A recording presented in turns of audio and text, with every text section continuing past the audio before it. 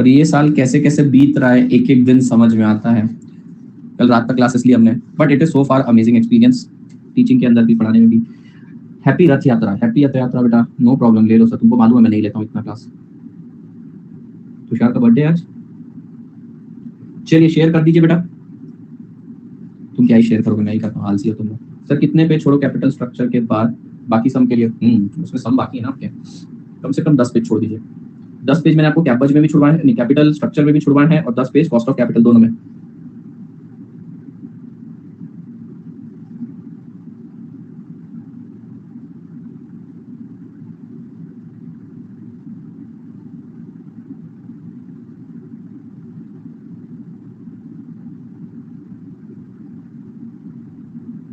ठीक,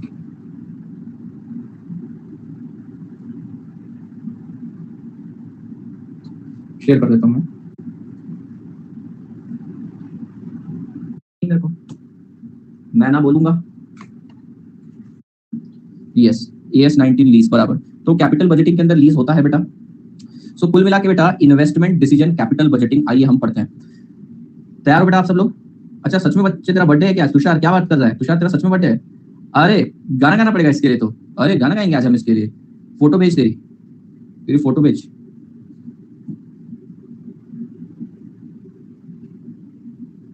फोटो भेजेगा फिर गाता हूँ। आधार कार्ड की फोटो, नहीं नहीं आधार कार्ड की नहीं, अच्छी वाली भेजो। सर मेरे लिए भी गाना, तेरा कब है बे?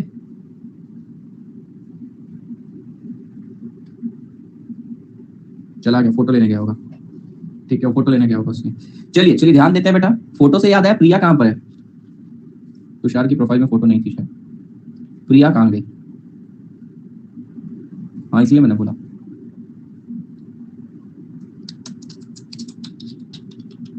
चलो शुरू करते हैं बच्चा, चलो छोड़ो। अरे फोटो है तेरी, चलिए इसे फोटो उठा लेते हैं। Save image, desktop.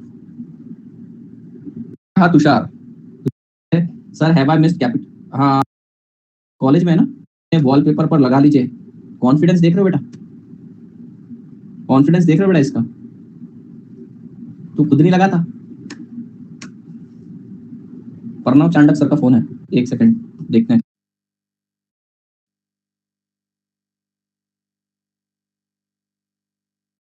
पूरे इतने सारे जितने टीचर्स वगैरह में, ये भाई जैसा ख्याल रखते हैं। अभी किसी टीचर से उन्होंने बात करी होगी, वो टीचर परेशान होगा, ठीक है, काम के कारण, तो उन्होंने 10 मिनट बात करी, उनको पता है 4 बजे मेरी क्लास रहती है, उधर फोन कट करा, इमीडिएटली मेरे को कॉल लगा, बोले भाई तू टेंशन बहुत लेता आजकल, काम का काम कम कर। मैंने बोला करता हूँ आपसे बात की।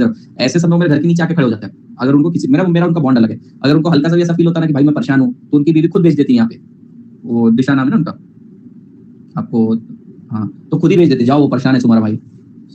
अच्छा भाई, और एक ऐसे है, और एक है कपिल गोयल सर। कपिल गोयल सर पता होंगे तुम लोगों को, वो भी, मैं तो उनको मैडम ही बोलता हूँ, ठीक है, हमारे इसमें आदत पड़ चुकी है सर मैडम वगैरह बोलते हैं। प्रणव सर का नाम पता है तुम्हें? दोस्त लोग क्या बुलाते हैं? आशीर्वाद है बेटा, तू एक ही अटेम्प्ट में, फर्स्ट अटेम्प्ट में सीए बन जाएगा और मस्त घर वालों का नाम रोशन करेगा। चलिए शुरू करें बेटा, कैपबज शुरू करते हैं बेटा। Capital budgeting, investment decision. मित्रों जरा ध्यान दीजिए बेटा, फाइनेंशियल मैनेजमेंट मैंने आपको बताया था 3 फंक्शन होता है। सबसे पहला पैसा कहां से लाना, उसको बोलते हैं फाइनेंसिंग फंक्शन या फाइनेंसिंग डिसीजन। उसके अंदर हम various sources of finance identify करते हैं बेटा, फिर हम उसके अंदर अप्रोप्रिएट कॉस्ट निकालते हैं, उसका एक कैपिटल स्ट्रक्चर बनाते हैं और लेवरेज करते हैं। बेटा अब ये पैसा आ गया, इस पैसे का क्या करना है? इस पैसे को प्रॉपर्ली और प्रॉफिटेबली इन्वेस्ट करना है। प्रॉपर्ली मतलब जुआ, सट्टा, अफीम, गांजा, चरस, दोड़ा, इसके धंधे में नहीं डालना है। इसका मतलब ये भी नहीं किडनैपिंग और ड्रग्स में डाल दो। तनिषा ने सोच लिया था किडनैपिंग सर ने नहीं बोला तो वहां चल जाएगी, वो भी नहीं चलेगा बेटा। तो बेटा ये सारे धंधे नहीं करने के, और साथ ही साथ प्रॉफिटेबल होना चाहिए। ऐसा नहीं कि भैया 10% कॉस्ट लग रही है 5% से कमा रहे हो, नहीं, ऐसा भी नहीं होना चाहिए। तो इन्वेस्टमेंट डिसीजन बेसिकली आपको बताएगा कि आपको कौन से प्रोजेक्ट में इन्वेस्ट करना चाहिए नहीं। बेटा इस चैप्टर का नाम क्या है? Investment decision. इन्वेस्टमेंट डिसीजन मतलब आपको डिसीजन लेना है। सो इस चैप्टर में हम सीखेंगे हमें डिसीजन कैसे लेना है। It is all related to future. We have not yet invested into the project, we are talking everything related to future. Financial management, in financial management investment decision is concerned over investment which we are going to make. We are going to evaluate the project. बेटा हम project में पैसा लगाने के बाद फिर तो कोई फर्क पड़ेगा नहीं, that has become irreversible now, but investment decision में हम पैसा लगाने से पहले ही प्रोजेक्ट को इवैल्यूएट कर देते हैं। Are you getting my point? So beta investment decision, that is capital budgeting, is concerned with effective utilization of fund, by which I mean proper and profitable investment to give positive return. Sir आज से start कर सकते हैं क्या? आज अभी तक एक भी लेक्चर नहीं देखा, थोड़ा मुश्किल है बेटा। देखिए कैपिटल बजटिंग इजी है, इसमें सिर्फ 2 ही कंपोनेंट होते हैं। दोनों कंपोनेंट में आपको 3 लेक्चर में सिखा दूंगा, उसके बाद से प्रैक्टिस ही प्रैक्टिस है, वही प्रिंसिपल्स के ऊपर पूरा बेस्ड है। Also, beta, investment decision that is capital budgeting is so much realistic that it deviates from accounting principle. Capital budgeting is concerned with cash flow. We are not concerned with accrual system of accounting. ठीक है? We are concerned only with the cash flow. Getting my point? तो भैया capital budgeting का नाम क्या होता है? Capital budgeting का मतलब होता है इन्वेस्टमेंट डिसीजन. ऑल्टरनेटिवली पढ़ते हैं. एक बार मेरे को याद है बेटा, 2019 की बात है. 2019 के अंदर स्टार्ट ऑफ द ईयर ही था बेटा. वहां पे ना मैंने हेडिंग लिख रखी थी चैप्टर में कैपिटल बजटिंग. ठीक है, कैपिटल बजटिंग. वो बच्चे ने पूरा पढ़ लिया. पेनड्राइव स्टूडेंट था, उसने पूरा पढ़ लिया बेटा, पूरा पढ़ लिया उसने. और उसके बाद वो पता नहीं रिवीजन करने बैठा, सडनली पैनिक हो गया. बोला सर मैंने आपका सिलेबस पूरा कर लिया है. मैंने बोला बहुत बढ़िया, इसमें पैनिक क्या करना. तो बोलता सर आपने मुझे इन्वेस्टमेंट डिसीजन चैप्टर सिखाया नहीं, शायद लेक्चर मिसिंग है. मैंने बोला अरे है तो चैप्टर नंबर 7. तो बोलता sir capital budgeting investment decision शायद रहेगा. फिर मैंने उसको बताया कैपिटल बजटिंग और इन्वेस्टमेंट डिसीजन सेम होता है. तो भैया जाहिर सी बात है उसको पता नहीं होगा, तब तक मैं भी नहीं इसका अल्टरनेटिव नाम यूज करता था. पर अब मैं आपको बता देता हूं इन्वेस्टमेंट डिसीजन कैपिटल बजटिंग बात एक ही होती है. Okay, so the question arises what is capital budgeting. In financial management we evaluate the project before investing. After evaluation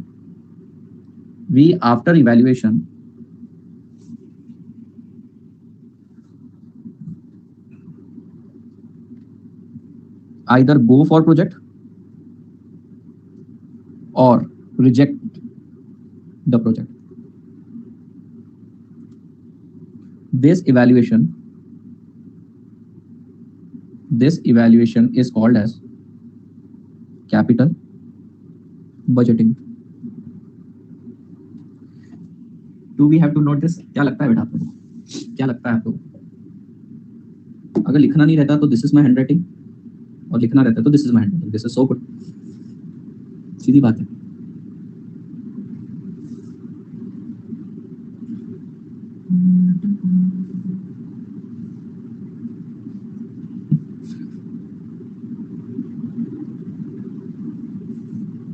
Done.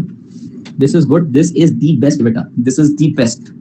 If you want better than this, I can give you phone number of Amit Popli sir. Better than this. Otherwise, this is the best beta. मैं लिख लूंगा, आप समझ लो. Second we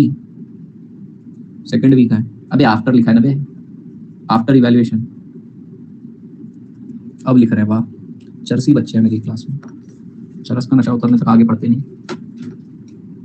how many page leave for all back lectures. बेटा एक काम करना, जब सारे पेज लीव करने की बात कर ही रहा है तो उसके लिए एक अलग छोटी सी नोटबुक बना ले. एक अलग बुक ही बना लेना उसके लिए. 2-4 की बात होती तो अलग होता. अल्ट्रा लेजेंड है. ही इज अल्ट्रा लेजेंड ना बेटा. मैंने तो अल्ट्रा लेजेंड की कैटेगरी में डाल दिया आज से. एक कॉपी भर ली, इतना तो पढ़ाया नहीं मैंने बेटा. हमारा 13th लेक्चर है, एक कॉपी भर ली 13 लेक्चर में. कितना झूठ बोलोगे. I am new sir, I know बेटा, मुझे समझ गया. 20 लेक्चर कहाँ हो गए.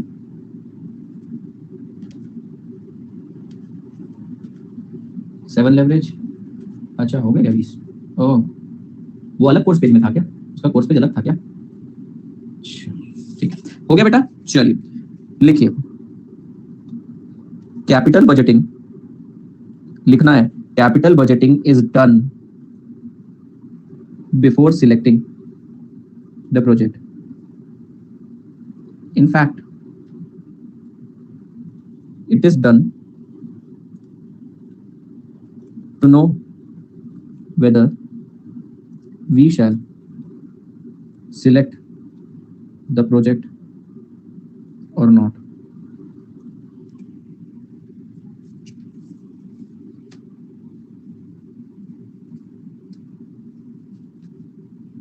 समझ में आया क्या बेटा. कैपिटल बजटिंग के अंदर हम लोग क्या करते हैं. कैपिटल बजटिंग के अंदर basically we are interested, we are concerned with evaluation of project, whether we should invest our money in that particular project और नॉट.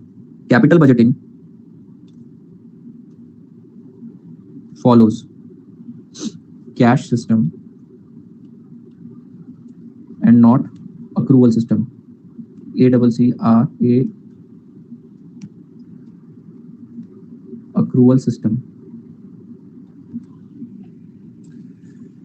हाँ जी बेटा. तो बेटा क्या बोल रहे हैं हम. Capital budgeting is concerned with future decision making, whether we should select project और नॉट. क्या हमें प्रोजेक्ट सिलेक्ट करना चाहिए या नहीं. बेटा कैपिटल बजटिंग जो है हम पहले ही कर लेते हैं, और अगर कैपिटल बजटिंग से हमें समझ में आता है कि भैया रिटर्न पॉजिटिव है, जाएंगे. अगर लगता है रिटर्न नहीं आ रहा है तो नहीं जाएंगे. सीधी सी बात है. बेटा मैं आपको कैपिटल बजटिंग के कुछ फीचर्स लिखवाता हूँ सर। ये थियोरेटिकल चैप्टर है कि नहीं, प्योरली प्रैक्टिकल है, बट क्योंकि अपने आप में एक अलग यूनिट है, अपने आप में एक अलग यूनिवर्स है बेटा जो कैश सिस्टम फॉलो कर रहा है। कुछ फीचर्स लिखवाता हूँ सर। ये थियोरेटिकल चैप्टर है कि नहीं, प्योरली प्रैक्टिकल है। का रिटर्न नहीं आ रहा है इतना तो नहीं जाएंगे, सीधी सी बात है। बेटा मैं आपको कैपिटल बजटिंग के कुछ फीचर्स लिखवाता हूँ सर। ये थियोरेटिकल चैप्टर है कि नहीं, प्योरली प्रैक्टिकल है, बट क्योंकि अपने आप में एक अलग यूनिट है, अपने आप में एक अलग यूनिवर्स है बेटा जो कैश सिस्टम फॉलो कर रहा है, इसलिए सब लिखवा रहा हूँ। लिखिए features, feature of capital budgeting. पहला फीचर है बेटा substantial expense oblique investment involve रहती है। बेटा कैपिटल बजटिंग इसलिए करते हैं क्योंकि यहाँ पर substantial expense, substantial investment involve रहती है, यानी huge plant and machinery, land and building acquire करना रहता है। अब जाहिर सी बात है बेटा, ऐसे मन को भाया और चॉकलेट लेकर आगे वैसा डिसीजन तो है नहीं है, इसके अंदर huge amount of money involve रहता है बेटा, इसलिए मुझे कैपिटल बजटिंग करना रहता है। ये जनरली लॉन्ग टर्म के लिए ही होता है, लॉन्ग टर्म के लिए होता है। तीसरा, इट इज इरिवर्सिबल। बेटा एक बार जो आपने कमिटमेंट कर दी, अब तो वही आपको plant and machinery, land and building जो ऑर्डर्स दिए हैं आपने वो सारे के सारे एग्जीक्यूट करने पड़ेंगे। लॉन्ग टर्म है बेटा, इरिवर्सिबल है। और लास्टली बेटा ये कॉम्प्लेक्स है, कॉम्प्लेक्स है बेटा, काफी जटिल है, मतलब आप इसको बीच में से बंद नहीं कर सकते। यहाँ पर आप लोगों को डायरेक्ट बेनिफिट्स नजर नहीं आएंगे, दुनिया को देखने पर लगेगा लॉसेस है, पर आपको एक्चुअली रहेंगे प्रॉफिट्स। तो बेटा बहुत सारी कॉम्प्लिकेटेड कॉम्प्लेक्स चीजें भी आपको देखने को मिलेगी। तो कैपिटल बजटिंग हम इसलिए करते हैं क्योंकि बेटा ह्यूज इन्वेस्टमेंट इन्वॉल्व रहती है, ह्यूज कॉस्ट इन्वॉल्व रहती है, लॉन्ग टर्म के लिए बनाए, एक्शन इरिवर्सिबल है, और last it is very complex. ये सारे के सारे फीचर शादी के जैसे बेटा। ये मेरा डायलॉग नहीं है, ये टीचर का डायलॉग था मेरे, जिन्होंने मुझे पढ़ाया था। वो बोलते हैं आदित्य, मतलब आदित्य ने पूरी क्लास को बोलते सारे के सारे फीचर शादी जैसी है। शादी में सब्सटैंशियल इन्वेस्टमेंट लगती है, बहुत पैसा लगता है, लंबे समय का कमिटमेंट है, ये इरिवर्सिबल है बेटा, आसान नहीं है इसको पलटना, ठीक है। और कॉम्प्लेक्स भैया भगवान नहीं समझ पाए, समझे कि नहीं आप? Capital budgeting is just like शादी, you can not escape from it. लड़की तरफ से थोड़ी ना लगता है, ये तो लड़के की रहता है। क्यों बेटा? लड़की के पापा का दहेज चला जाता है, अभी तू भी दहेज मांगेगा। लॉन्ग टर्म है बेटा, या लड़का लॉन्ग टर्म के शादी करता है, लड़की का 3 महीने भाग जाती है, वो उसके लिए लॉन्ग टर्म है। तेरे लिए इरिवर्सिबल है तो उसके लिए भी इरिवर्सिबल है। कॉम्प्लेक्स चल, तेरे लिए माना कॉम्प्लेक्स है, पर उसके लिए भी तो पेन है ना बेटा, तो लड़की का भी तो सोच। दहेज में फॉर्च्यूनर, हाँ तो उसके लिए पेन है बेटा, कॉम्प्लेक्स ऑब्लिक पेन। दहेज बंदे बिहार में, नो कमेंट्स, मैं कुछ बोला ही नहीं, मैं ना बोलूंगा। समझ गए कि नहीं समझे? ओके बेटा। तो बेटा कैपिटल बजटिंग का मतलब क्या है, एक बार माइंड में इमेज क्लियर करते हैं बेटा। कैपिटल बजटिंग के अंदर बेसिकली हम लोगों को क्या करना है, हम लोगों को फ्यूचर के प्रोजेक्ट्स इवैल्यूएट करने हैं। सर फ्यूचर के प्रोजेक्ट का मतलब, लेट्स से मेरी कंपनी के पास फंड है, या फिर मेरी कंपनी के पास एक आइडिया है, should I invest in this particular project, should I invest in this particular idea. So I will evaluate all the cash inflows and all the cash outflows and come to a conclusion. मैं conclusion पे आऊंगा whether I should invest or not. बेटा in capital budgeting discounting techniques are used, that we will study little later. चलिए आगे बढ़ते हैं। मुझे clear है, क्लियर है, क्लियर है, क्लियर है। बेटा कैपिटल बजटिंग के अंदर, कैपिटल बजटिंग के अंदर बेसिकली तुम्हें 2 पार्ट देखने को मिलेंगे। जो पहला वाला पार्ट है उसके अंदर बेटा कैलकुलेशन ऑफ कैश फ्लोज है, ये हमारा 2 दिन में हो जाएगा। दूसरा है बेटा कैपिटल बजटिंग टेक्निक, ये तो समुंदर है, इसके अंदर जो जो चीजें आने वाली सारी की सारी करवा दूंगा, पर एक दिन में 3-4 से ज्यादा क्वेश्चन नहीं होंगे इसके अंदर। कैपिटल बजटिंग टेक्निक सारी सिखा दूंगा एक ही दिन में। परसों के दिन, मतलब परसों तो छुट्टी है आपका, वेडनेसडे को सारी टेक्निक भी खत्म हो जाएगी, वेडनेसडे से पहले टेक्निक सारी खत्म हो जाएगी, बस उसका प्रैक्टिस बहुत ज्यादा करना पड़ेगा।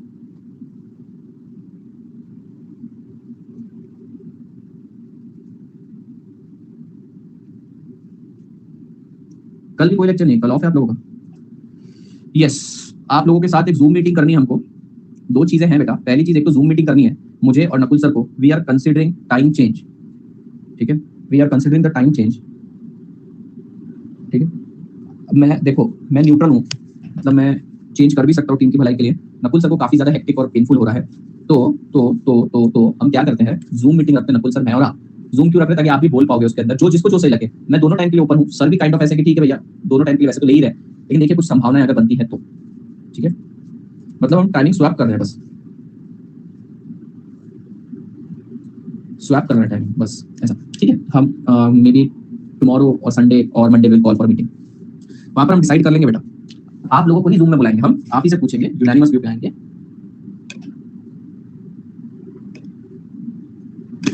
मुझे इसलिए कोई फर्क नहीं पड़ता क्योंकि मेरी दोनों टाइम पे क्लासेस होती है, पहले भी और बाद में, मुझे कोई फर्क नहीं। स्वैप करेंगे टाइमिंग, तो देखते हैं, वो चर्चा का विषय बाद में करेंगे।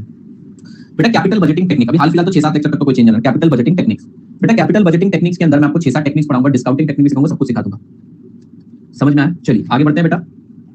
सबसे पहले हम स्टार्ट करेंगे कैश फ्लो से। कैश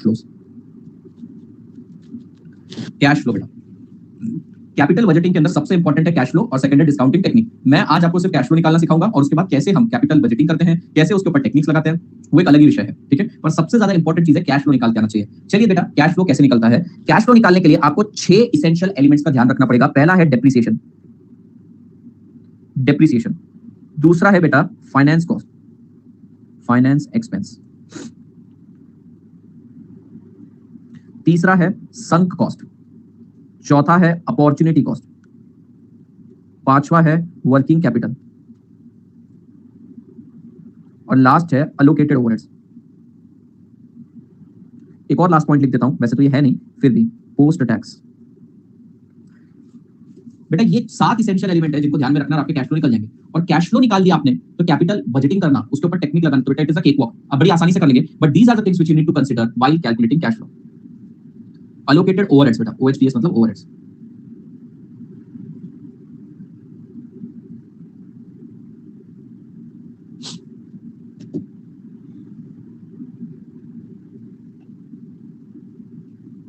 ठीक है बेटा, चलिए देखिए कैश फ्लो कैसे निकलता है।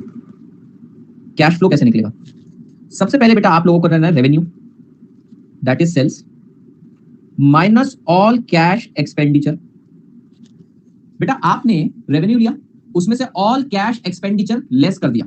All cash expenditure, cash expenditure मतलब जिसमें बैंक भी आता है। बेटा आपको इसमें इग्नोर क्या करना है? डेप्रिसिएशन, नॉन कैश एक्सपेंडिचर को लेस नहीं करना है। तो revenue less all cash expenditure. मैं नेक्स्ट पेज पे करता हूं, यहां पे नहीं करता, मैं नेक्स्ट पेज पे करता हूं। Revenue that is sales less all cash expenditure. बेटा आपने रेवेन्यू लिया, ठीक है, आपने रेवेन्यू लिया बेटा, और यहां पर उसमें आपने कैश एक्सपेंडिचर लेस कर दिया। बेटा अब आपने उसमें से नॉन कैश एक्सपेंडिचर भी लेस कर दिया, लाइक डेप्रिसिएशन। सर आपने ये नॉन कैश एक्सपेंडिचर क्यों लेस किया? सर कैश एक्सपेंडिचर तो समझ में आया, आपको कैश फ्लो निकालना था। सर जो खर्चा कैश का है ही नहीं, आपने उसको क्यों लेस किया? मैं हूं ना, मैं बताता हूं। बेटा तुम्हारे पास बचेगा बैलेंस, लेस करेंगे बेटा इसमें से टैक्स, टैक्स लेस करने के बाद बचेगा बैलेंस, एड बैक कर देंगे नॉन कैश एक्सपेंडिचर और आपका आ जाएगा सी फैट। सी फैट का मतलब क्या होता है? Cash flow after tax. बाद में लिखो, पहले लिखो, कभी भी लिखो, चलिए। बेटा सेल्स में से सारे कैश एक्सपेंडिचर लेस कर दिया, आपको कैश फ्लो निकालना था, तो भैया all sales minus cash expenditure करना तो सही था। ये आपने नॉन कैश एक्सपेंडिचर क्यों लेस किया और फिर टैक्स लेस किया, फिर नॉन कैश एक्सपेंडिचर ऐड कर दिया, फिर सी फैट आ गया। अब हमें 2-3 बातें समझनी पड़ेगी। नॉन कैश एक्सपेंडिचर मतलब डेप्रिसिएशन को लेस क्यों किया गया और बाद में ऐड क्यों किया? बेटा आपको पता है इनकम टैक्स एक्ट हमको डेप्रिसिएशन अलाउ करता है क्लेम करने के लिए। क्या इनकम टैक्स एक्ट हमें अलाउ करता है? बिल्कुल। बेटा जैसे ही हमें हमें डेप्रिसिएशन क्लेम करने को मिलता है, बेटा हम लोगों की टैक्सेबल इनकम कम हो जाती है, आप सभी बच्चों को पता है। और बेटा जैसे ही हमारी टैक्सेबल इनकम कम हो गई, मुझे टैक्स कम पे करना पड़ता है। मान लीजिए बेटा मेरा रेवेन्यू है 100, ऑल कैश एक्सपेंडिचर है 40, नॉन कैश एक्सपेंडिचर है 10, बैलेंस बचा 50, tax at the rate 40%, 20 rupees, balance बचा 30, ऐड कर दूंगा नॉन कैश एक्सपेंडिचर 10, सी फैट हो जाएगा 40। बेटा अगर मैं डेप्रिसिएशन को कंसीडर ना करूं तो रेवेन्यू हो जाएगा 100, कैश एक्सपेंडिचर 40, बैलेंस बचा 60, 40% के हिसाब से 24 रुपए गए, कितना बचा बेटा 36। जब लेस नहीं किया तो ऐड भी नहीं करूंगा, 36। तो बेसिकली बेटा ये जो डेप्रिसिएशन है 10 रुपए का, इसने मुझे टैक्स बेनिफिट प्रोवाइड किया। कल मैंने आप लोगों को टैक्स बेनिफिट सिखाया था कि नहीं? अमाउंट ऑफ डेट या amount of depreciation into tax rate, यहां से भी निकाल सकते हैं। 4 रुपए का बेनिफिट है। अब चाहें तो इसमें 4 रुपए ऐड करके फिर से अपना आंसर 40 ला सकते हैं। तो बेसिकली ये डेप्रिसिएशन क्या करता है? डेप्रिसिएशन ने पहले खुद को एज एक्सपेंस दिखाया। बेटा डेप्रिसिएशन ने पहले खुद को एज एक्सपेंस दिखाया। अब सवाल आता है डेप्रिसिएशन ने खुद को एज एक्सपेंस क्यों दिखाया? वेरी सिंपल बेटा, जैसे ही एक्सपेंस दिखा बेटा मेरा प्रॉफिट कम हो जाएगा, प्रॉफिट कम हो तो टैक्स कम पे करना पड़ेगा, टैक्स सेविंग मिलती है, इसको बोलते हैं डीटीएस, डेप्रिसिएशन टैक्स शील्ड। तो भैया depreciation that is non cash expenditure is earlier deducted and then added back to get tax shield. आपको बात समझ में? बेटा इसको समझाने के लिए मैं एक एग्जांपल लेता हूं। बेटा ये एक बार है, ठीक है, ये एक बार है बेटा। कौन सा बार है बेटा? ये कार ओ बार है। यहाँ पे लोग दारू भी पीते हैं। T3, अच्छा T3 है, चलो नाम दे दिया बच्चों ने, T3 नाम दे दिया इसको। T3 बार, अब T3 का मतलब क्या होता है पता नहीं, शायद फेमस होना। अब भैया T3 बार के बाहर बेटा 2 बाउंसर खड़े थे। अब बोलोगे बाउंसर तो लग नहीं रहे। बाउंसर नंबर 1,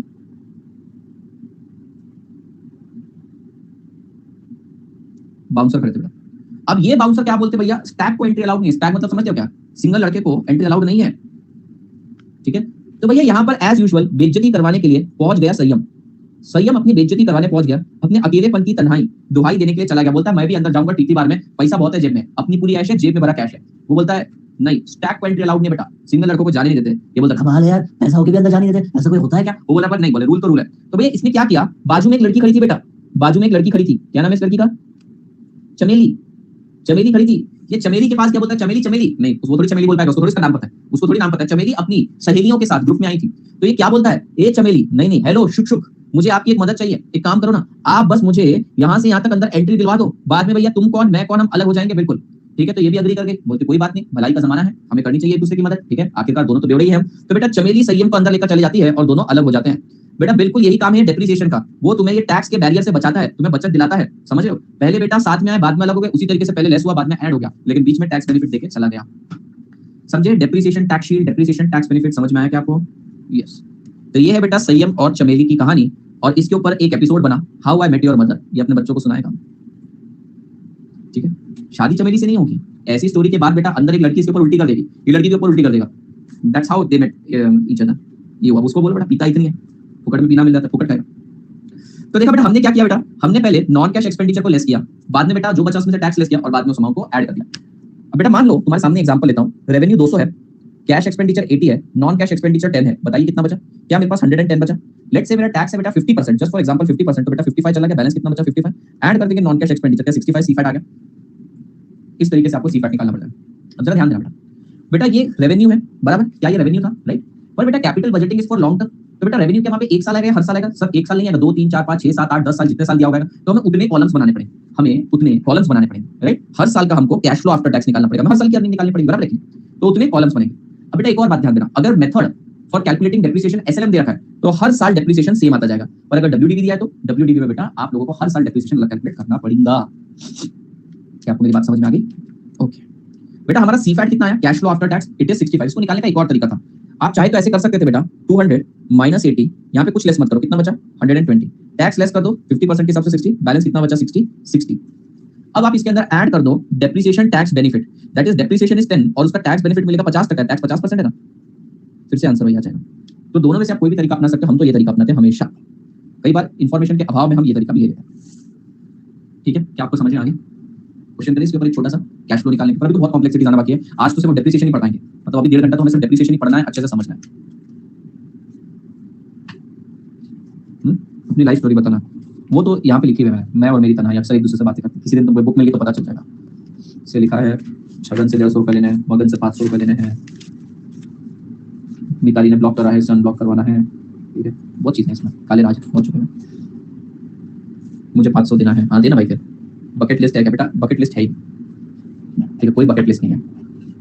कितना पैसा है कि अभी से बकेट आ सकती है सोने की, सोने की। तो मैं कभी झूठ नहीं बोलता, मैं कभी नहीं बोलता मैं गरीब आदमी, मैं नहीं बोलूंगा कभी।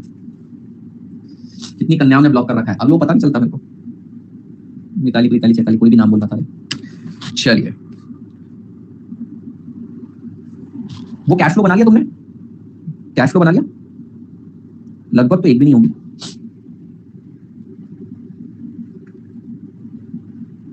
हो गया? ठीक है, सबसे पहला इसेंशियल एलिमेंट लिखो डेप्रिसिएशन। डेप्रिसिएशन बेटा, व्हाट इज डेप्रिसिएशन? आज हम इस कॉन्सेप्ट को लेकर हमारी सोच बदलेंगे। ये बेचारा डेप्रिसिएशन ना सौतेले बच्चे की तरह बेटा, बिल्कुल गलत व्यवहार करते हैं। डेप्रिसिएशन, चल हट यहाँ से, नॉन कैश एक्सपेंडिचर, तेरी औकात कैसे हुई, चल हट यहाँ से, हम तो कैश एक्सपेंडिचर लेंगे, चल हट डेप्रिसिएशन। क्या तू अपने छोटे भाई अमोर्टाइजेशन को लेकर कूट देंगे उसको?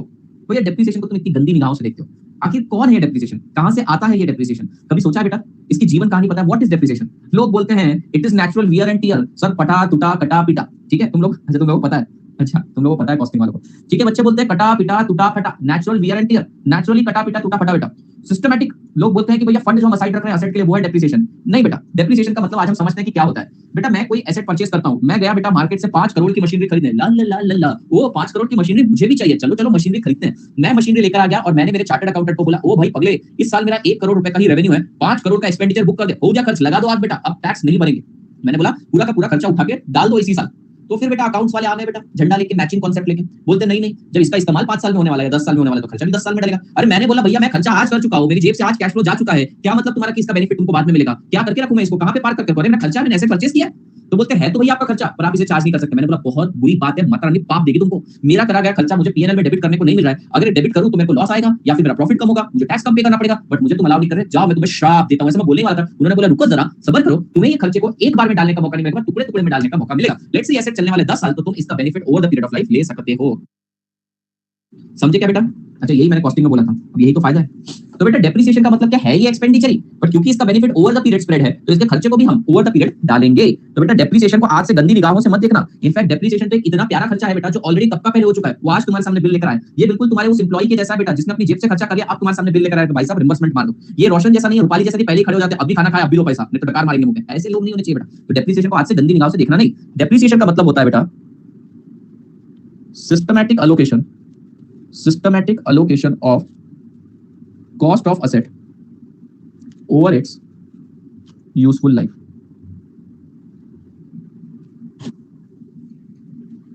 मेरे जैसा लग रहा है neglected, do mean neglected?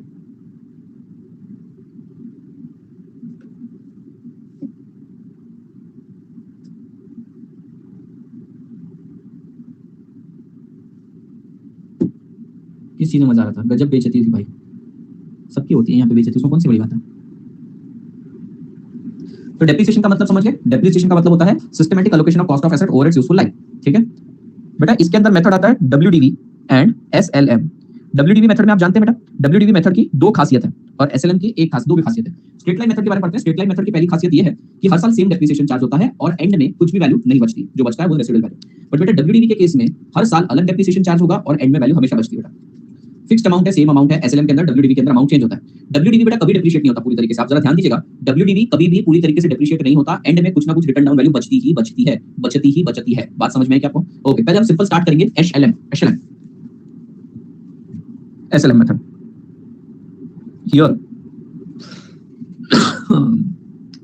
Here same amount of depreciation is charged,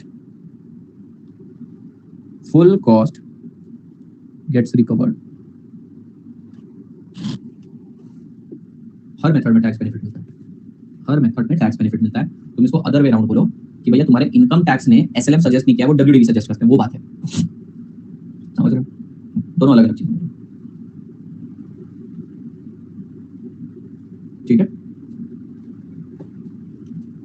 ये वैसी बात होगी बेटा ऋषभ, तेरे को तेरी मम्मी ने बोला शादी कर ले, तो तूने बोला मेरे को लड़का भी पसंद है लड़की भी पसंद है, दोनों चलते देखो, लेकिन मम्मी बोले नहीं लड़की से ही शादी करना, बस इतनी बात है।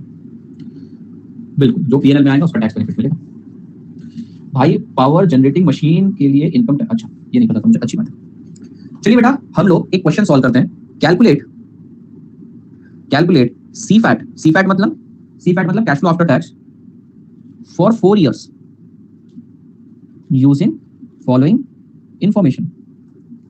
देखो क्या दे रखी है, year 1, year 2, year 3, year 4।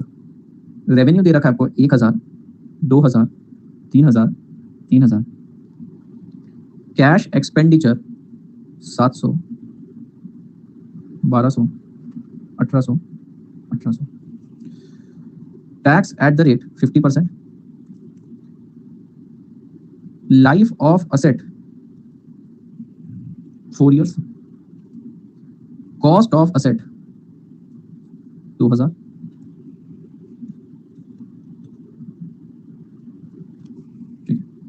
Residual value is equals to 200। Calculate करना है cash flow after tax CFAT। ठीक है, इतनी इंफॉर्मेशन कॉपी करिए, यहां से मैं बहुत सारी चीजों को लेकर क्लैरिटी आने वाली है। I am going slow on purpose. हमें क्या करना है बेटा, सबसे पहले हमें CFAT निकालना है। आप जानते हैं revenue minus cash expenditure minus non cash expenditure minus tax plus non cash expenditure CFAT आ जाएगा। बहुत सारी चीजें इस क्वेश्चन से क्लियर होने वाली है। आइए बेटा हम लोग निकालते हैं CFAT। लेकिन क्या आप जानते हैं CFAT के लिए मुझे डेप्रिसिएशन की वर्किंग करनी पड़ेगी? चलिए सबसे पहले मैं डेप्रिसिएशन की वर्किंग करता हूँ। सॉल्यूशन, कैलकुलेशन ऑफ डेप्रिसिएशन कितना आएगा बेटा? 800 माइनस 200 डिवाइडेड बाय 4 कितना आएगा बेटा? क्या आ जाएगा? 150। अब जरा ध्यान देना और मुझे कुछ सोच समझ के बताना। मैं कुछ पूछूंगा, आप मुझे सोच समझ के बताना। बेटा असेट कितने रुपए का है? 800। फॉरगेट अबाउट अकाउंट्स भूल जाओ। बेटा मेरा खर्चा कितना हुआ? 800 रुपए का खर्चा हुआ, बराबर है 800 रुपए का खर्चा हुआ। मैंने डेप्रिसिएशन कितना चार्ज करना है पर ईयर? 150। भैया मैंने डेप्रिसिएशन चार्ज करना है 150। बेटा मैं तो सिर्फ 600 रुपए PNL में चार्ज कर पाया। 800 रुपए का एसेट था, मैं तो 600 रुपए PNL में चार्ज कर पाया। बेटा क्या मेरा 200 रुपए का लॉस हो गया? The answer is no. बेटा आपने 800 रुपए का एसेट जरूर लिया है, लेकिन उसके 200 रुपए रिकवर भी होने वाले हैं। तो आपको रिकवर कितने करना है? 600, और वो रिकवर हो रहे हैं। समझ में आपको? तो SLM मेथड के अंदर बेटा आपकी फुल रिकवरी हो जाती है। SLM मेथड में बेटा सिस्टमेटिकली एसेट के कॉस्ट को हम कुछ इस तरीके से एलोकेट करते हैं कि फुल रिकवरी हो जाती है। तो आपको ये चीज समझ में अच्छा, बहुत सारे पॉइंट्स है बेटा, बड़ा बेसिक लेवल का क्वेश्चन है, आप ओरली कर लेंगे इसको बाद में, तो क्योंकि फर्स्ट टाइम कर रहे हैं इसलिए हम थोड़ा ध्यान से देखते हैं। अच्छा बेटा, तो क्या मैं ऐसे कह सकता हूँ, मुझे ईयर 1 में 150 का खर्चा चार्ज करने को मिलेगा, यस। ईयर 2 में करने को मिलेगा, यस। ईयर 3 में करने को मिलेगा, यस। ईयर 4 में करने को मिलेगा, यस। ठीक है, कितने रिकवर कर लिए बेटा मैंने, मुझे बताओ। मैंने 800 रुपए का तो खर्चा किया, मैंने रिकवर कितने किए बेटा, मैंने रिकवर कर लिया 600, और बेटा एंड में 200 रुपए मशीन बेचकर आ जाएंगे, हो गए ना 800 रिकवर। चलिए लिखिए, calculation of C FAT particular y1 y2 y3 y4 revenue 1000 2000 3000 3000 revenue minus cash expenses, कितने हैं बेटा कैश एक्सपेंसेस, 700 1200 700 1200 1800 1800। इसके बाद मैंने क्या बोला था, minus non cash expense that is depreciation 150 150 150 150। Balance कितना बचेगा बेटा, 150 800 650 1650 1050 1050 less tax at the rate 50% 75 660 330 325 525 525। Balance कितना बचा बेटा, 75 325 525 525। ऐड करेंगे बेटा नॉन कैश एक्सपेंसेस 150 150 150 150, तो सी फैट आ जाएगा 225 475 675 एंड 675। बेटा क्या मैंने सही किया, एक बार देख लेना।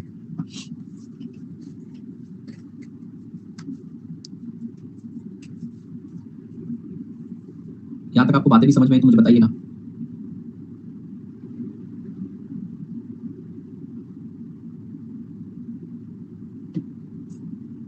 ठीक है, एनालिसिस करते हैं बेटा इसका। आइए एनालिसिस। बेटा एनालिसिस ऐसा है कि भैया ईयर 0 में बेटा देख, नॉन कैश एक्सपेंडिचर हम इसलिए ऐड कर रहे हैं क्योंकि पहले उसको लेस किया। आइडली तनु हम कैश फ्लो निकाल रहे हैं, तो कैश फ्लो निकालते समय मुझे नॉन कैश एक्सपेंडिचर लेस करना ही नहीं चाहिए था, बराबर है कि नहीं तनु। कैश फ्लो की बात होती तो सिर्फ कैश आइटम्स आना चाहिए था, तो नॉन कैश एक्सपेंडिचर आना नहीं चाहिए था, पर मैंने जानबूझ के नॉन कैश एक्सपेंडिचर को लेस किया जिससे मेरा प्रॉफिट कम हो, ताकि मुझे टैक्स कम पे करना पड़े। ठीक है, और मैंने बाद में उसको ऐड बैक कर दिया। तो कुल मिला के मैंने टैक्स पे करने से पहले से खर्चा दिखाया, बाद में एक्चुअली मुझे पे करना ही नहीं था, तो ये खर्चा है ही नहीं, तो ऐड बैक कर दिया बेटा उसे मैंने। पहले मैंने 150 रुपए क्यों लेस किए, सिर्फ मेरा खर्चा दिखाने के लिए बेटा, ताकि मुझे टैक्स पे कम करना पड़े। बात समझ में आ गई, बार के अंदर जाते हैं बराबर। बेटा एनालिसिस देखो इसका क्या है, एनालिसिस ऐसा है कि ईयर 0 मतलब आज के दिन मेरी जेब से 800 रुपए गए बेटा। 800 रुपए क्यों गए सर, 800 रुपए का असेट लिया ना तुमने। अच्छा बेटा, ईयर 1 ईयर 2 ईयर 3 ईयर 4 में आपके पास 225 आए, 475 आए, 675 आए, 675 आए। बेटा क्या यहाँ तक क्लियर है बेटा। एनालिसिस ऐसे होगा, ये सब फ्यूचर के लिए होने वाला है। फ्यूचर के लिए मैं कैलकुलेशन करूंगा, मैं कैलकुलेशन करूंगा आज मेरी जेब से 800 रुपए जा रहे हैं, आज जाएंगे 800 रुपए, वेंडर 800 रुपए ले जाएगा, और भैया ये सारे कैश फ्लो 1 साल बाद 2 साल बाद 3 साल बाद 4 साल बाद आएंगे। Of course discounting technique TDM लगेगा। और एक और चीज बोलूंगा मैं कि भैया मेरे पास 200 रुपए और आने वाले, 200 रुपए काय के, जब आपका प्रोजेक्ट खत्म हो जाएगा वो 200 रुपए में एसेट बेच के रियलाइज कर दोगे, रियलाइजेबल वैल्यू ऑफ एसेट। क्या आपको ये समझ में आ गया पूरा एनालिसिस। अब इसको सिर्फ डिस्काउंट करना आपका आंसर आ जाएगा। ये है टोटल कैपिटल बजट, एक मेथड भी खत्म हो गया, ये इसको एनपीवी मेथड बोलते हैं, पर मैं मेथड बाद में सिखाऊंगा, अभी तो आपको सिर्फ कैश फ्लो सिखा रहा हूं। तो क्या क्या चीजें सीखने को मिली बेटा, सबसे पहले तो कैश फ्लो निकालना है अगर मुझे, तो मुझे सबसे पहले revenue minus cash expenditure minus non cash expenditure minus tax add back non cash expenditure C fat आ जाएगा। लेकिन बेटा इसको निकालने के लिए बहुत सारी छोटी छोटी एडजस्टमेंट आती है। सबसे पहले एडजस्टमेंट है डेप्रिसिएशन की। बेटा डेप्रिसिएशन के अंदर सबसे पहले मुझे डेप्रिसिएशन निकालना है। एसएलएम मेथड के अंदर वो कांस्टेंट रहेगा, एसएलएम मेथड के अंदर डेप्रिसिएशन निकालना है, पहले लेस करना है बाद में ऐड कर देना है। लेकिन एक चीज याद रखना बेटा, जितने का आपने एसेट परचेज किया उसमें आपको इन्वेस्टमेंट करनी पड़ेगी, तो आपकी जेब से आउटफ्लो होगा, इसलिए ईयर 0 में गया, और बेटा realisable value at the end आ जाएगी। क्या बेटा ये चीज क्लियर हुई, यहां तक सारी चीजें क्लियर हुई, तो ही मैं आगे बढ़ूंगा, अदरवाइज मैं आगे नहीं बढ़ूंगा। 6 एलिमेंट्स है, लेकिन मैं आज सिर्फ एक एलिमेंट कंप्लीट करूंगा, डेप्रिसिएशन। डेप्रिसिएशन में एसएलएम में और कुछ नहीं है, तो बेटा मैंने ईयर 0 में -800 क्यों लिखा, क्योंकि मेरी जेब से 800 जाएंगे, और बेटा 225 475 675 675 आएंगे, और बेटा इसके अंदर 200 रुपए का असेट भी रियलाइज करके दे दूंगा। ऑफ कोर्स बेटा इसमें टीडीएम लगेगा, टाइम वैल्यू ऑफ मनी लगेगा, पर वो बाद में, अभी तो सिर्फ कैश फ्लो निकालेंगे।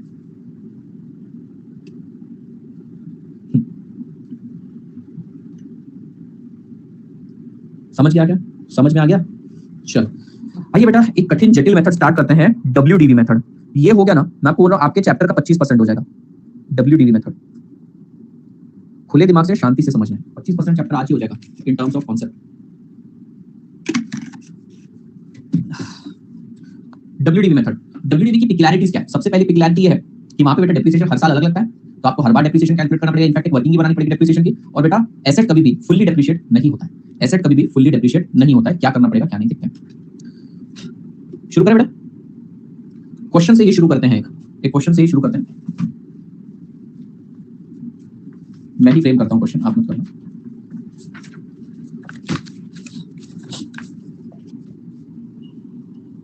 एक क्वेश्चन लिखो, cost of project oblique fixed asset. बेटा कई बार आपको फिक्स एसेट वर्ड नहीं लिख के देते हैं, वो इन्वेस्टमेंट बोलते हैं, वो प्रोजेक्ट बोलते हैं, इज इक्वल टू 400।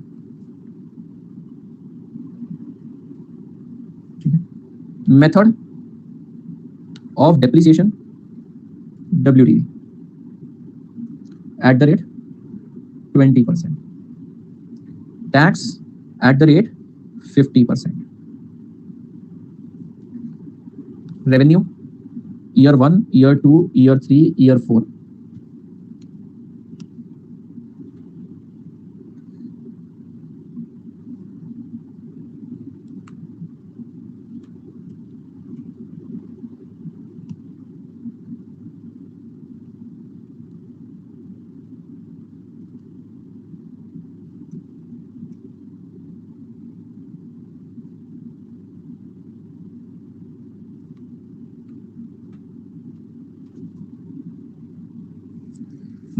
चलिए सॉल्व करते हैं बेटा इसको।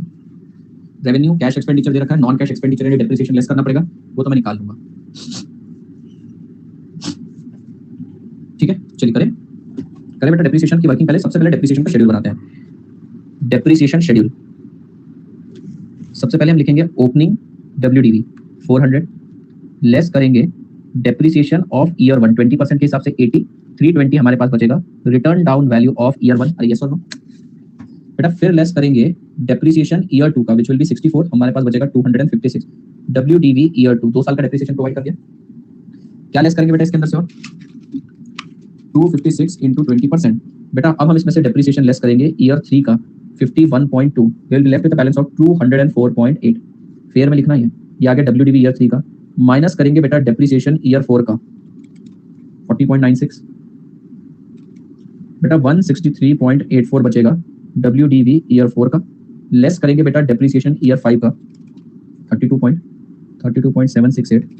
बेटा क्या आपका क्लोजिंग WDV इतना बचा है? WDV ईयर 5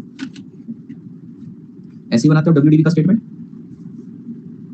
अब बेटा सभी बच्चे ध्यान देंगे। बेटा आपने ईयर 1 में कितना डेप्रिसिएशन चार्ज किया? 80, ईयर 2 64, 51.2, 40.96, 32.768। बेटा 5 साल में आप कितना डेप्रिसिएशन चार्ज कर चुके हो? क्या आप 268.928 का डेप्रिसिएशन चार्ज कर चुके हो? ये मत लिखना बेटा में डेप्रिसिएशन 268.928 का डेप्रिसिएशन चार्ज कर चुके हो, यस और नो? मतलब बेटा आपने एसेट परचेज किया था 400 में, उसमें से 268.928 का खर्चा आप चार्ज कर पाओगे। कितना खर्चा आप चार्ज नहीं कर पाए?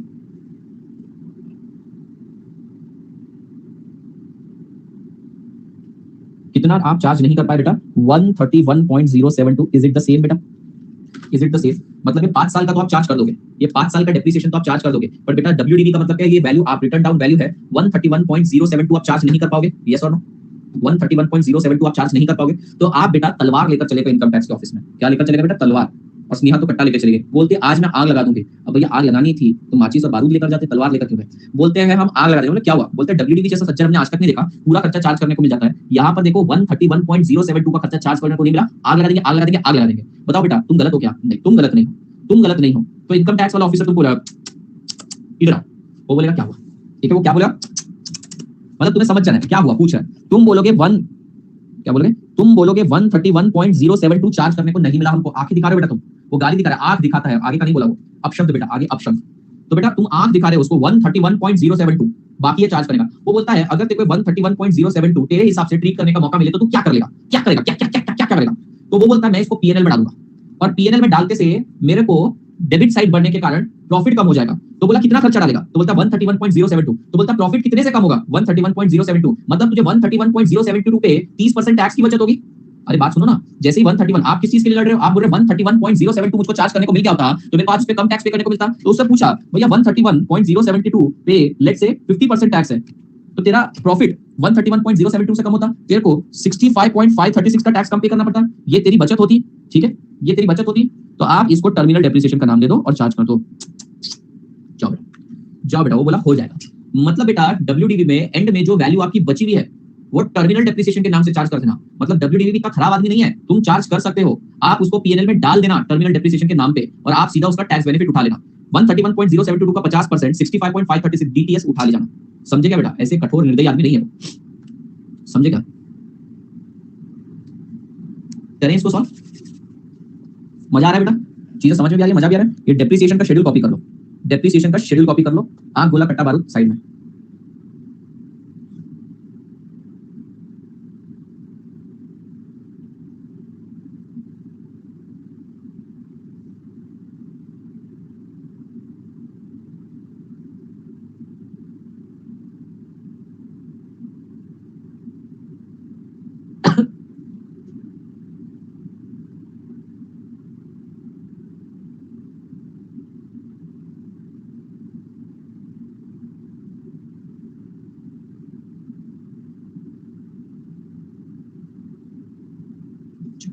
दे तो दिया 2 मिनट का ब्रेक। चलो तुमने कॉपी कर दिया बेटा, ये तुमने कॉपी कर दिया। चलिए सी फैट निकालते हैं। Calculation of C FAT particular year 1, year 2, year 3, year 4, year 5। सबसे पहले आप ले लीजिए बेटा रेवेन्यू आपका 200 200 300 300 250 200 300 300 250 माइनस कैश एक्सपेंसेस 20 20 40 40, इसको 30 कर दो या जाने दो 50 रहने दो। 20 20 40 40 50 20 20 40 40 50 लेस डेप्रिसिएशन बेटा 80 64 51.2 80 64 51.2 40.96 32.768। बैलेंस कितना बच रहा है बेटा? जो भी बैलेंस बच रहा है उसमें से टैक्स लेस करने के बाद जो बैलेंस बचा वो बताओ, ऐड कर देंगे उसमें डेप्रिसिएशन एंड में। ये थी 64 51.2 40.96 32.768 आपका सी फैट आ जाएगा। हैप्पी चार्टर्ड अकाउंटेंट है। Good evening sir, Sanchi here, I have done payment, please verify. Okay sir, confirm.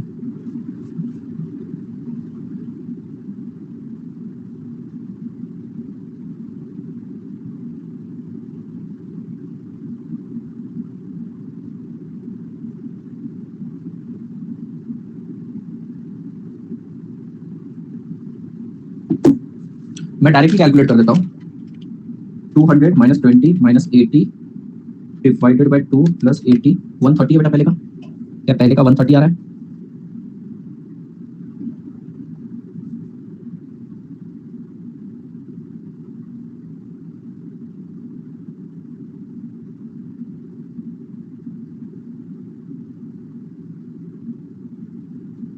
Next 200 minus 20 minus 64 क्या ये 112 हो जाएगा? 300 minus 40 minus 51.2 300 minus 40 minus 40.96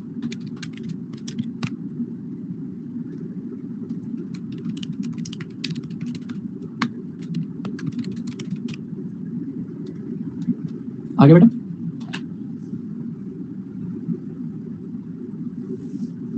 treatment समझ में? ट्रीटमेंट क्या क्या? ट्रीटमेंट ये है कि सर आज ईयर 0 में हमारी जेब से 400 रुपया जाएगा, ईयर 1 में 130 आएगा, ईयर 2 में 112 आएगा, ईयर 3 में 155.6 आएगा, ईयर 4 में 150.48 आएगा, ईयर 5 में 116.384 आएगा, सेकंड वाला 122 200 minus 20 minus 64 divided by 2 plus 64 122 122 बेटा ये सारी कहानी है। ईयर 0 में इतना जाएगा, ईयर 1 2 3 4 5 में इतना आएगा। देखो याद रखना, आप लोग बदला लेने जाओगे, आप लोग इंतकाम लेने जाओगे। किसका? टर्मिनल डेप्रिसिएशन का। किसका? टर्मिनल डेप्रिसिएशन का। मैं बताता हूं फिर से, टर्मिनल डेप्रिसिएशन का बदला लेने जाओगे। ये सारी चीजें तो मिलेगी मिलेगी, लेकिन बेटा 131.072 का 50% भी लेकर आओगे। सुन 65 पॉइंट समथिंग लेकर आओगे। ध्यान से सुनना बेटा, वापस से टर्मिनल डेप्रिसिएशन। बेटा तूने 5 साल में कितना डेप्रिसिएशन चार्ज किया? टोटल ये 5 साल में कितना डेप्रिसिएशन चार्ज किया? कौन है बच्चा? नीरज। बेटा तूने 268.928 का डेप्रिसिएशन चार्ज किया, चेक कर। 268.928 268.928 तो 400 रुपए का तू एसेट परचेस करके लाया, तुझे मात्र 268.928 चार्ज करने को मिला। तू बौखला गया, तू बौखला गया और बोला भाई मुझे 131.072 का खर्चा in the form of depreciation charge करने को नहीं मिला, मैं बम से उड़ा दूंगा इस जगह को। तो हमने बोला कैसे खुश करे तुमको? तो बोला मैं इस खर्चे को चार्ज कर सकता था, मैं इसको पीएनएल में डाल सकता था, पीएनएल में डालता प्रॉफिट कम होता, टैक्स कम पे करना पड़ता। तो बोले अभी भी कोई देर नहीं हुई है, अभी भी ये 131.072 को कैपिटल लॉस के नाम से, terminal depreciation, loss on sale of fixed asset के नाम पे डाल दो, loss on sale of fixed asset के नाम पे डाल दो, पीएनएल में डेबिट साइड में डल जाएगा और आपको लॉस बुक हो जाएगा। जैसे ही आप इसे पीएनएल में डेबिट साइड पे डालोगे, आपका प्रॉफिट 131.072 से कम हो जाएगा और 131.072 पे 50% टैक्स यानी 65.563 आपको कम पे करना पड़ेगा। समझा क्या?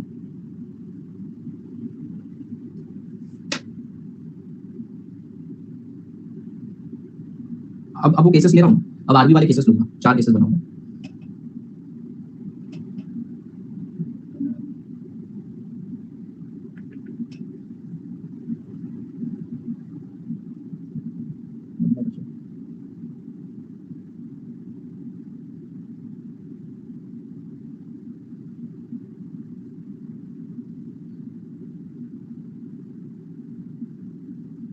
चलिए आप देख लो 5 मिनट। अब आपको अलग अलग मॉडल, ये ट्रीटमेंट समझ में। अब इसको करना कैसे है, प्रेजेंट कैसे करना है, बाद में सिखाऊंगा। पहले ये आपकी जेब से जाएगा, इतने इतने आफ्टर टैक्स आएंगे। पूना में बारिश हो रही है, बहुत तेज बहुत तेज। व्यू देखना है क्या तुम्हें मेरे घर के बाहर का? कैसे दिखाऊं?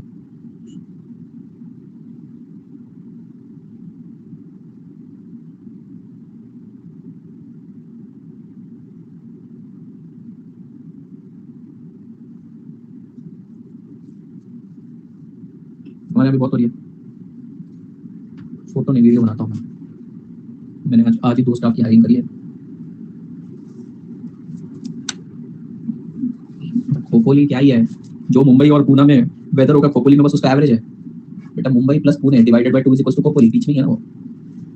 सर एक बार लास्ट क्वेश्चन की स्लाइड ओपन कर दो बेटा। होम टाउन जा रहा हूँ, अच्छा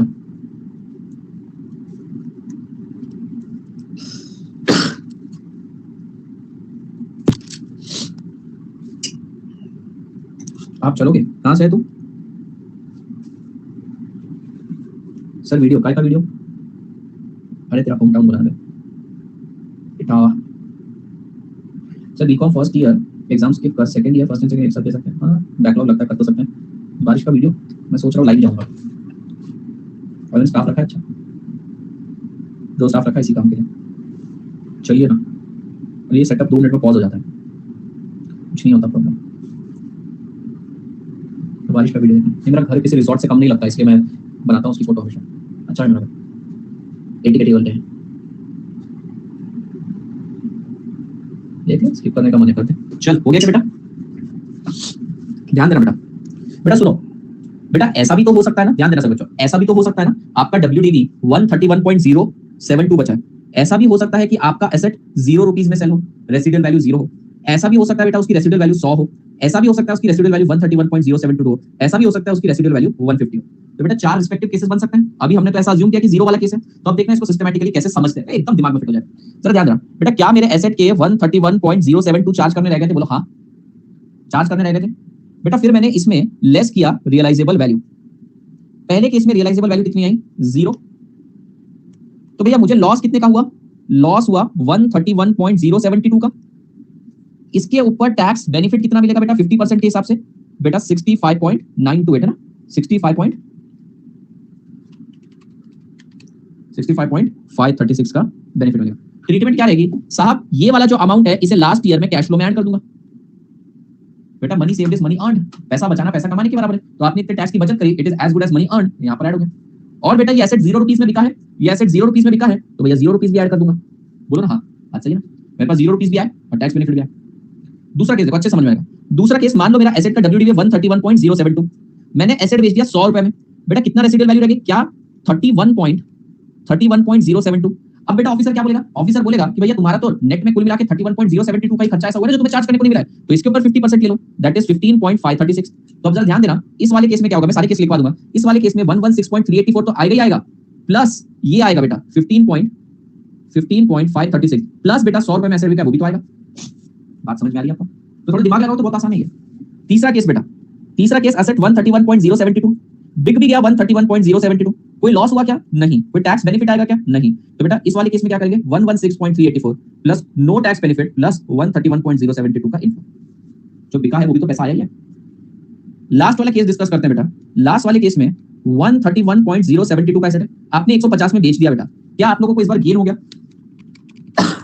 बेटा इस बार गेन हो गया 18.928, तो बेटा इसका 50% 9.464 पे कर देना बेटा। हर बार बेनिफिट ले लेना, इस बार ओवर वसूली होगी, इस बार पे कर देना। तो बेटा 116.384 तो आएगा ही, प्लस बेटा 150 में जो एसेट बिका है वो भी आ जाएगा, लेकिन बेटा इस बार आपको पे करना पड़ेगा 9.464 का additional tax.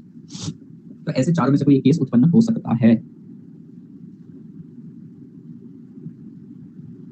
200% clear. Now this marks the end of, I can say almost 25% of the concepts are over with this particular adjustment. अभी तो मैं लिखवाऊंगा अच्छे से।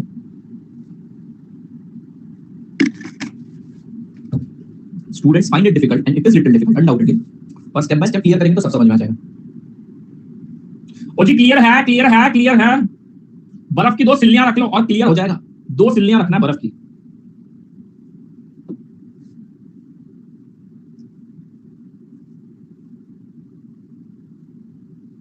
ठीक है जी।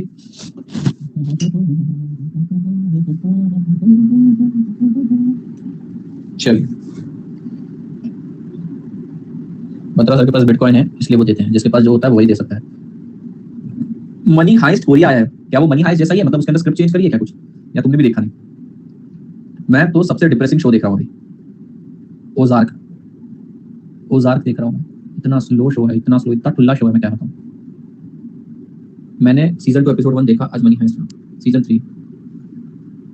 साइलेंट सी, लेकिन तुम कोई अच्छी चीज बताते ही नहीं हो, सब बकवास ही बताते हो। बॉयज किसी ने बताया था, बॉयज का अभी 3rd सीजन अच्छा हो गया, आज उसका एक नया एपिसोड आया होगा। ऑर्फन, बाप रे वो लड़की कितनी खराब है, ऑर्फन वाली हो रही है। हम बात कर रहे हैं मनी हाइस्ट की। नालायक, नहीं देखी मैंने, वो देखनी भी नहीं है मेरे को, नॉट दैट इंटरेस्टेड। क्या क्या रेकमेंड करते हुए तुम, तुम्हारे टीचर्स को शर्म भी नहीं आती तुमको, नालायक बच्चों। चलिए बेटा मेरे को बताओ, यहाँ तक की ट्रीटमेंट समझ में आई क्या? यहाँ तक की ट्रीटमेंट समझ में आई? ओके, आगे लिखना, इसी के आगे, इसी के आगे बेटा, WDV is equals to 131.072. Assume tax is equals to 50% and 4 cases, नीचे आपको 4 केसेस दिए हैं। अज्यूम करना है आपको टैक्स 50% और नीचे आपको 4 केसेस दिए हैं, और आपको बताना है बेटा, और आप लोगों को बताना है कौन से केस में क्या आंसर आएगा। A, sale value is equals to 0। B, sale value is equals to 100। C, sale value यानी रेसिडुअल वैल्यू 131.072 और D, सेल वैल्यू 150। करें सॉल्व बेटा, particular sale value 0, sale value 100, sale value 131.072, sale value 150।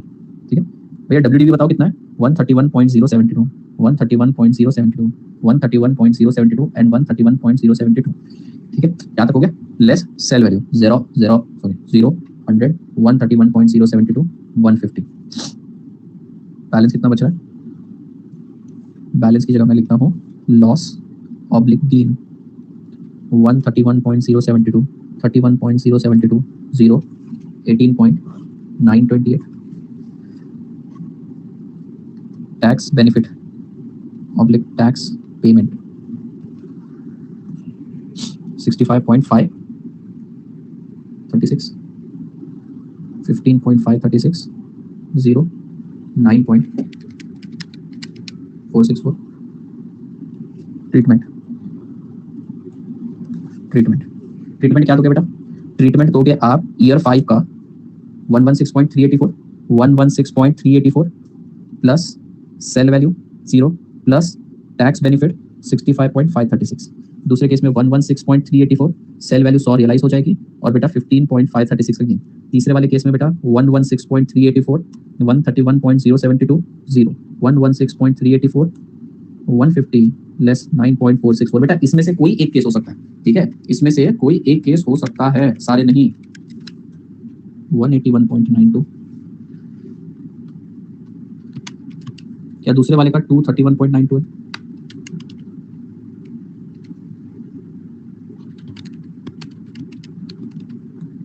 To 47.456, that is 256.92। देखो check करो मैंने सही लिखा है गलत है।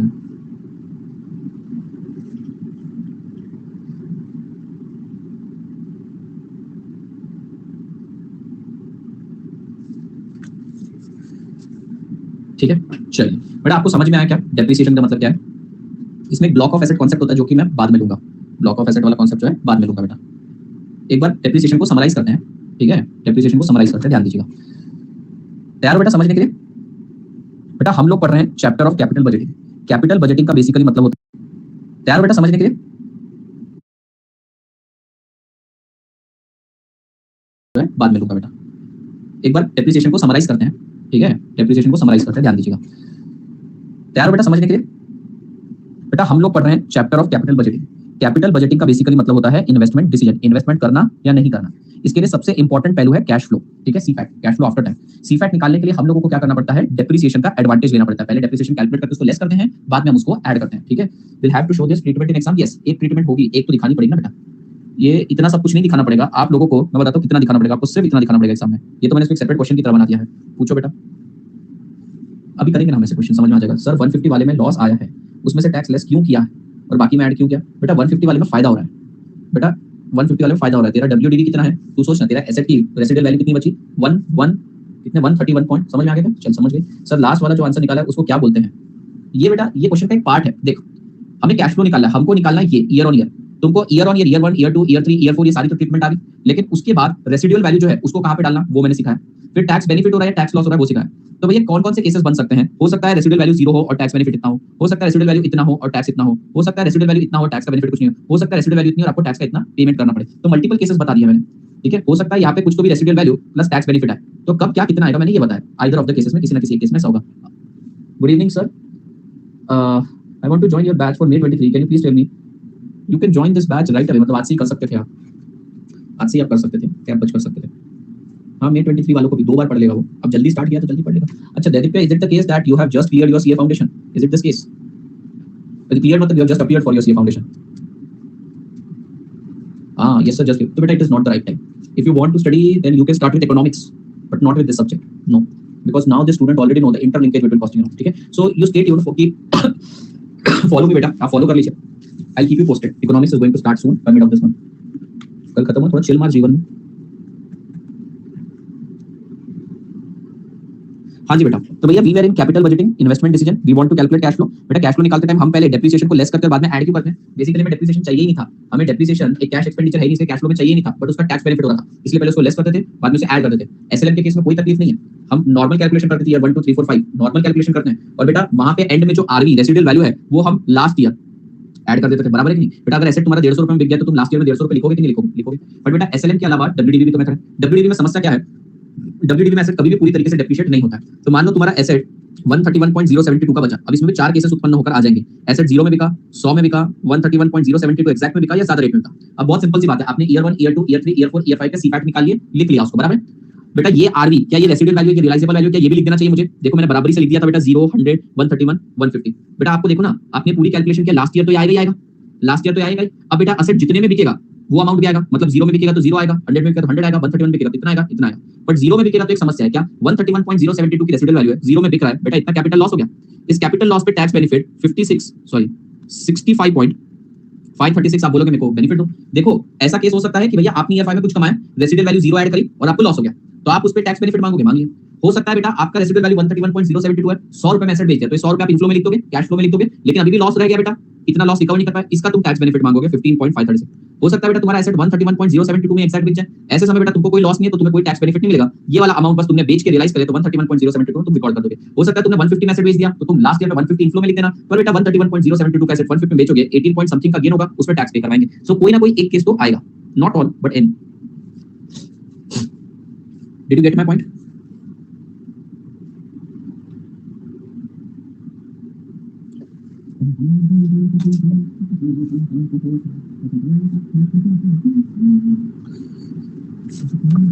क्या करें, क्वेश्चन सॉल्व करें या 6 में से एक सबसे बड़ा पॉइंट कवर हो गया, दूसरा इजी पॉइंट होता है, व्हाट डू यू से?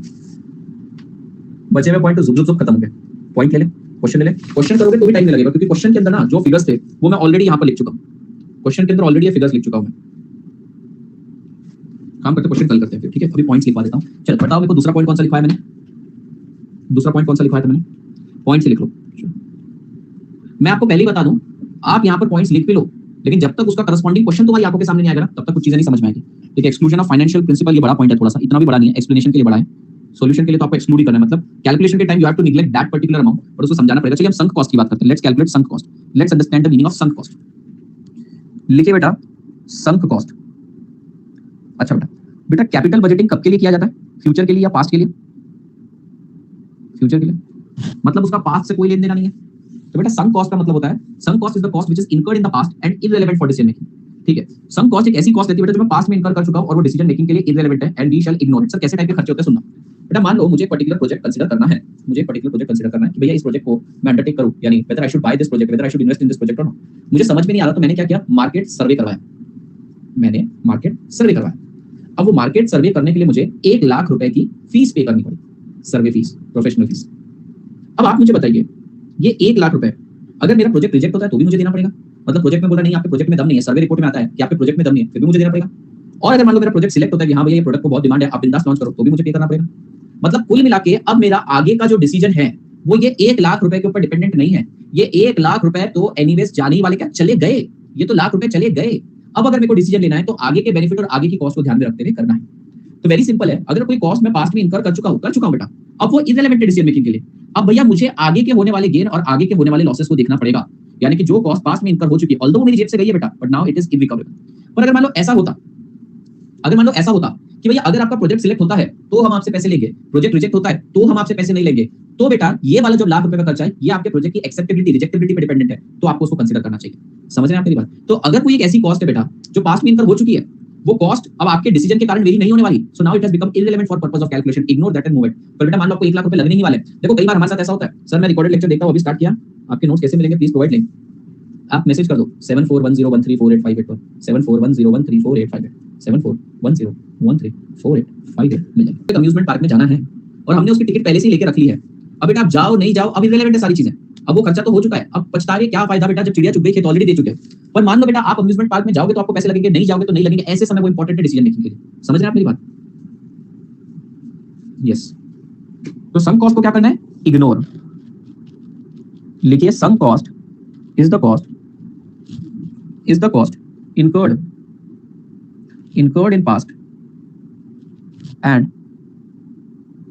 irrelevant for decision making. Treatment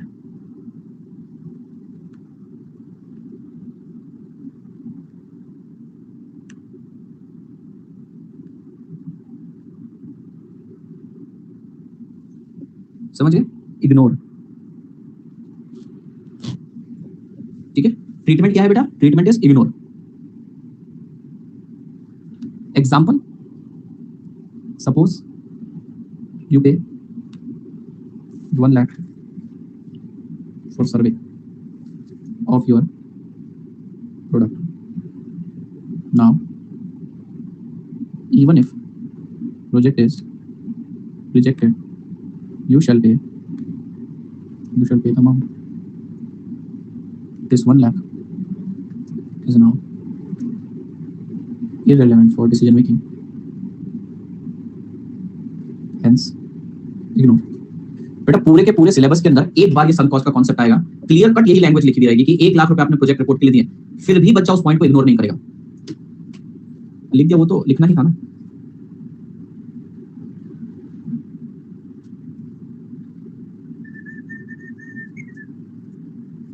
sir teacher mobile app से लॉगिन करके पढ़ा सकते हैं? नहीं बेटा, पूरे सिलेबस के अंदर इस चैप्टर में नहीं, अगला चैप्टर इसका मॉडिफाइड वर्जन है, उसके अंदर लास्ट क्वेश्चन के अंदर एक पॉइंट आएगा, वहां पर बच्चा फिर भूल जाएगा। ठीक है, गजनी मेमोरी अल्ट्रा प्रो हो गया, ये पॉइंट इग्नोर करना था। नेक्स्ट है बेटा अलोकेटेड ओवरहेड्स। बेटा अलोकेटेड ओवरहेड्स को क्या करना है? सर आप, हाँ मैं लेकर आ रहा हूं कॉस्टिंग की रिविजनरी सीरीज, आप सभी को बताना था। मिड ऑफ दिस मंथ से आप लोगों का इकोनॉमिक्स भी चालू हो जाएगा। इस मंथ के एंड में एफएम खत्म है पूरा बेटा, एफएम में कुछ ज्यादा बचा नहीं है, एफएम खत्म हो जाएगा इस मंथ के एंड में। और बेटा अगले मंथ के अंदर बीच में ही मेरे को खत्म कर देना है, मतलब अगस्त के मिड में मेरे को खत्म कर देना है आपका इकोनॉमिक्स भी। तो मैं क्या कर रहा हूँ, इस मंथ के मिड से आपका इकोनॉमिक्स भी स्टार्ट कर रहा हूं, एक चैप्टर कंप्लीट कर दूंगा, अगले मैंने बचे हुए आपके 3 चैप्टर भी कंप्लीट कर दूंगा इंक्लूडिंग रिविजन। तो टेस्ट और रिविजनरी सीरीज दोनों प्लान कर रहा हूं मैं, हो जाएगा कुछ ही दिनों में, आपको पता चल जाएगा।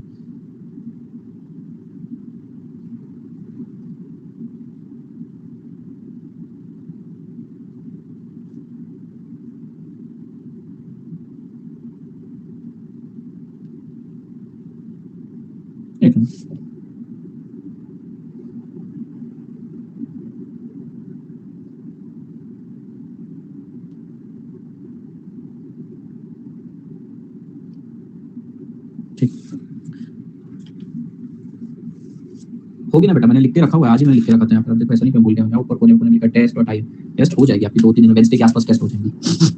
टेस्ट भी लेनी है और आप लोगों को सारे सेशंस जितने हो गए अपने चैप्टर्स उसके अंदर पास्ट ईयर में कौन-कौन से क्वेश्चन है सब दिखाने। सो है मेरे को इस सब्जेक्ट में आपसे उम्मीद करवाना है बेटा। चलिए अलोकेटेड ओवरहेड्स, अलोकेटेड ओवरहेड्स को क्या करना है बेटा? अलोकेटेड ओवरहेड्स कई बार बेटा इस नाम से भी आते हैं, हेड ऑफिस ओवरहेड्स। इसकी ट्रीटमेंट क्या है बेटा? इग्नोर। क्यों बताता हूं। But incremental overheads consider. बेटा allocated overheads ignore, incremental overheads consider. क्या मतलब है इसका? ध्यान दीजिए, कल तो नहीं लूंगा, ध्यान दीजिए बच्चों, सब बच्चे ध्यान दीजिए। बेटा मान लो मेरे पास एक स्टाफ है जिसका नाम है प्रदीप, मेरे पास एक स्टाफ है जिसका नाम है प्रदीप। प्रदीप क्या करता है? प्रदीप मेरी 3 क्लासेस मैनेज करता है। कौन सी? सीए फाउंडेशन, सीए इंटर और बेटा सीएसडब्ल्यूटी।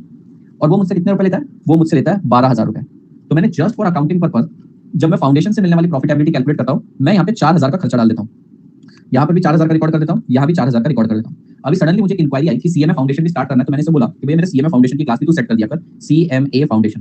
तो सर ठीक है, बिल्कुल सही, कोई तकलीफ नहीं। प्रदीप अभी भी 12,000 ले रहा है, but for the purpose of accounting मैंने हर जगह 3-3,000 चार्ज करना चालू किया। अब आप मुझे बताओ बेटा, क्या मेरे इस प्रोजेक्ट के आने से आपको कोई ढेला भी एक्स्ट्रा पे करना पड़ा? नहीं, आपको कोई ढेला भी एक्स्ट्रा पे नहीं करना पड़ा। ऑल्दो आप बोलोगे सर अकाउंट गया तेल लेने बेटा यहाँ पे, आप मुझे बताओ आपको इंक्रीमेंटल कुछ यहाँ पर पे करना पड़ा क्या? नहीं। ऐसे तो भाई अकाउंटिंग पर्पस के लिए पूरे के पूरे 12,000 यहाँ पे दिखा सकते हो और प्रोजेक्ट को रिजेक्ट करवा सकते हो। नहीं बेटा, क्या मुझे इंक्रीमेंटली कुछ पे करना पड़ा क्या एक्स्ट्रा? नहीं। तो इस केस में क्या ये 3,000 रुपए जो मुझ पे बट के आए हैं, मुझे इसे कंसीडर करना चाहिए क्या? नहीं करना चाहिए, क्योंकि एनीवेज 12,000 लगने वाले थे। पर मान लो ऐसा केस हो जाता बेटा कि ये मैंने चौथी क्लास स्टार्ट करी, अब प्रदीप मुझसे 13,000 रुपए मांग रहा है, तो हाँ भैया इस केस में एडिशनल 1,000 रुपए मेरे प्रोजेक्ट के कारण लग रहे हैं और मुझे 1,000 को लेना चाहिए। मतलब अगर सिर्फ अलोकेटेड ओवरहेड्स एचओ ओवरहेड्स हैं तो बेटा इसको इग्नोर करना है, और अगर इंक्रीमेंटल है तो कंसीडर करना है।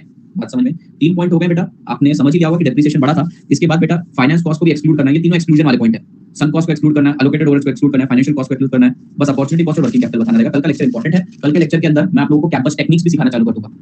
ठीक है, कैपिटल बजटिंग टेक्निक्स भी चालू हो जाएगी, 2-3 टेक्निक्स भी खत्म हो जाएगी। कल के दिन डिस्काउंटिंग भी है, मतलब नेक्स्ट लेक्चर में। ठीक है, अगले लेक्चर में डिस्काउंटिंग है, तो कल का लेक्चर सबसे ज्यादा महत्वपूर्ण है, सबसे ज्यादा टफ नहीं है, सबसे ज्यादा महत्वपूर्ण है बेटा। टफ पार्ट खत्म हो गया, टफ पार्ट ये था। हाँ ये वाला। ठीक है, बाय बाय, टेक केयर, जय हिंद दोस्तों, जय हिंद, बाय।